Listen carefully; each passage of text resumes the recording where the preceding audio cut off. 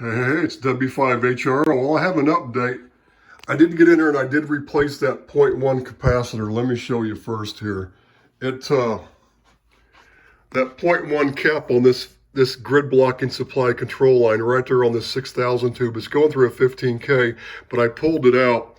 And let me see if I can get, it's a 0.1-100. That means it's a 100 volt cap.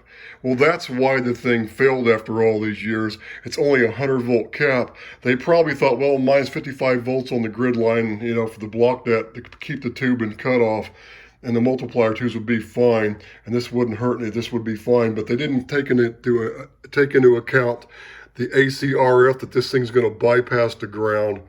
So over the years, I'm sure that the RF bypassing exceeded that cap's ratings. 100 volts is too small, but this thing was made back in the late 50s, and back in those days, a 0.1 cap, say like 600 volts, was going to be huge, a lot bigger than this, and it wouldn't have fit in the unit. So that's probably why they chose the small one, so it wouldn't be too big. This is one of the bigger ones in the unit, and it's not like nowadays. I replaced it with one of those yellow tubular ones. And I had a 630 volt cap. It's the exact same diameter, same size. It's just a tiny bit longer. It was just a hair bit longer when you set them side by side, but it was the same. It was the same diameter. So that works perfect now, the one I've got in there. And before, what was happening was I'd get grid drive.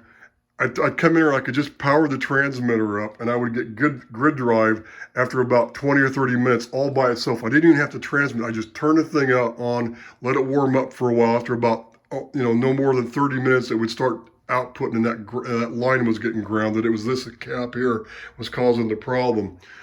So I replaced that cap yesterday, and I came in here and I slid it back in here. It's working great for about 3 hours, and all of a sudden it did it again. I went, wait a minute, what the hell's going on? Well, this time it's a different problem. I actually have been having two problems going on at the same time.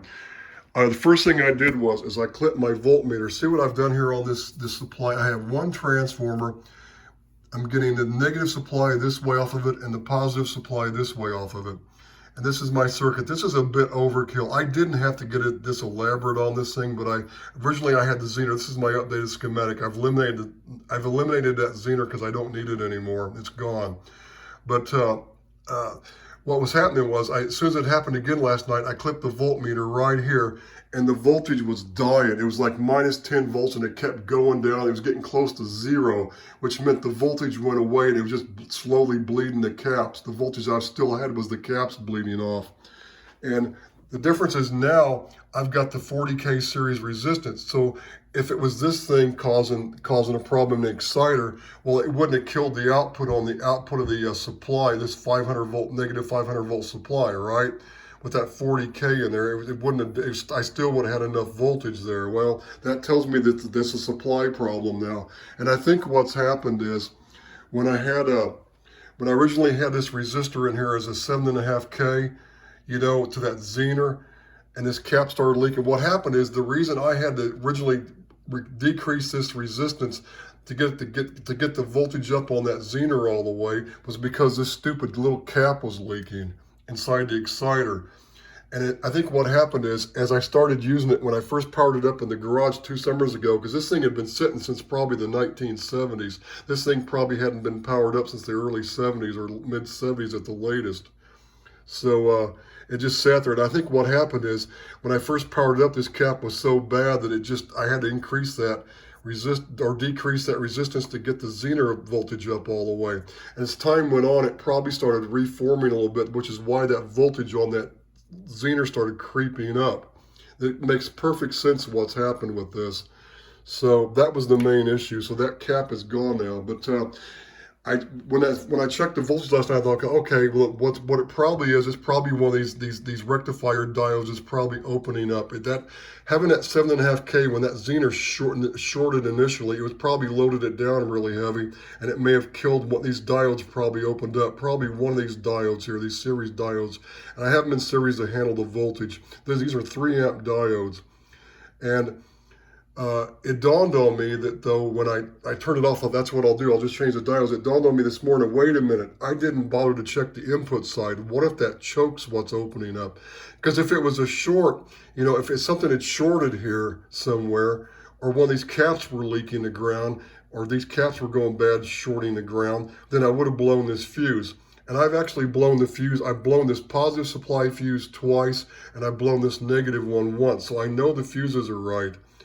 So, you know, and I have, that was like a while, when I had this last problem, it blew this fuse and I replaced it. So I know the fuses work. So that tells me it has to be either this choke is opening up or it's one of these diodes is opening up. And this is a 300 milliamp choke. So I doubt very seriously if that choke is bad. I can get in here. This is the one for the negative supply. I can touch the side of it. It's just barely warm because it stays on all the time with that supply. It's just barely warm. This one's just a little tiny bit warm because it doesn't really draw, the supply doesn't draw much current until you transmit. But this one is like, you know, just barely warm. So I don't think that's what it is. Unless when I had that 7.5K of resistance to that shorted Zener, it did something to it, but I don't think so. I calculated that and it still should have been fine.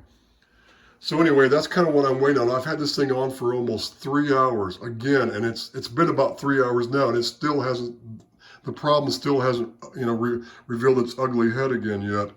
And like I said before, I'd come in here and after 30 minutes of warm up, this thing would start doing this all by itself. And I'm trying to make it happen again, and it hasn't happened yet.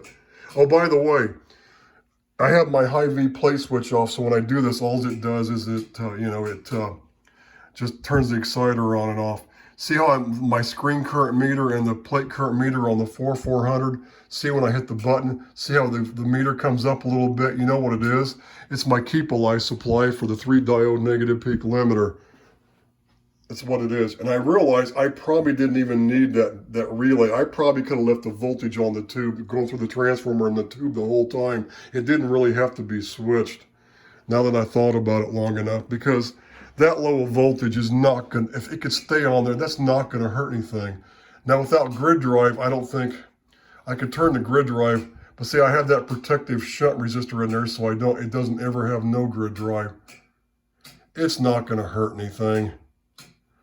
I could have left that supply on the whole time. It wouldn't have hurt anything, but that's okay. It's nice to have it switched like that. But I'm still waiting for this problem to happen again. And I'm hoping it happens one more time because I want to determine if that choke is open or not. Because it dawned on me, I should have checked the input side of that choke, that filtered choke, and I didn't. So if it doesn't, if it doesn't happen again, I'm going to go ahead and I'm just going to replace, what I'm going to do is I'm going to replace all 8 of these diodes just to be safe. I'm just going to replace all of them. I've ordered them. They're supposed to be in tonight, or if not, they'll be here by tomorrow. So I'm going to go ahead and I'm going to replace these just to be on the safe side, to make sure none of them have been damaged. Because I did blow, when I first built this thing, if you remember, if anybody watched my old videos back then, 2 summers ago, I blew that transformer that was in here. And I had to order another replacement just like it, and I had to replace it. And as soon as I did that, I put the fuses in there. Because when I first started, I did something stupid. I didn't fuse it. And when I had a problem, I had something on the, remember, I was using different transistors. They were like, what, BX something or other transistors. Instead of these NT62s, they're only good for like about 480 volts, and they were just too light for what I was using, and it fried that transformer because I didn't have it fused, because one of them shorted out the ground and it just killed it. So when I replaced that transformer, I put the fuses in line, and that's a good thing I did that. Otherwise, with the problems I've had off and on, I would have killed the transformer again. So now it's safe. So I'm going to replace these 8 diodes first and see what happens if it doesn't happen again. I'm hoping this thing will start to have the problem again here, and so I can determine I want to rule out whether that choke is opening up or not. I'm still going to replace those diodes, so I guess it won't matter anyway. But I'd hate to replace those and come back in here and realize it's still happening. Because if I have to do something different with this choke, I will. But I don't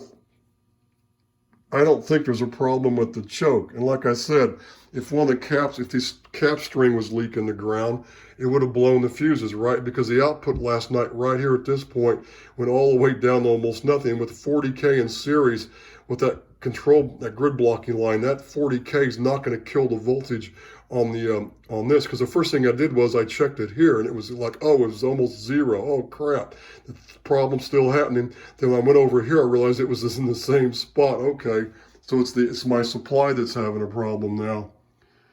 But right now, see, I can't make it do it again. It's been over 3 hours now, so hopefully I'm just going to leave it on for a few more hours, and hopefully I'm hoping it does happen so I can rule out whether that choke's bad or not.